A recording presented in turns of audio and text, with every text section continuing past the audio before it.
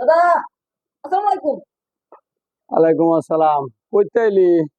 দাদা একটু খেতে জিজ্ঞেস, সব এলাকার পোলাপাইন তো খালি কয় যে গরম পড়ছে ভেন্ডি ভর্তা খাইব। দেখি ভেন্ডি ভর্তার লেগে 2 বিঘা খেতের ভিতরে ভেন্ডি খাবো। এলাকার পোলাপাইন লেগে ভেন্ডি খাই দাদা। আচ্ছা, আপনি কিছু করেন নাই? বালা কাম করছো না? রে বাবা রে, আমার তো অনেক সয় সম্পত্তি, এটা তো খালি বইরে থাকে। ওই আমি যে ফরসাপ করতাম বাড়ির নামাজ যে ছড়ানটা, এই 5-6 বিঘা জায়গা ফরসাপ করতাম। হ্যাঁ, তো অনেক বয়স হয়ে গেছে, অন্তর উদ্দুর নামাজ যে মুত্তারি না।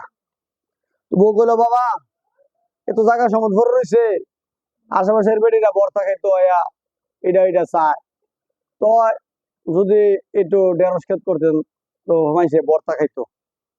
তো আমি কইলাম, গরিব মানুষ বিকে শিকা করে ওরা বর্তা খাইবো, দোয়া হইব, একটা কাজ কর, এই হাতের মুর্দা 1 মুঠ বিচি ফেলাই দিলাম।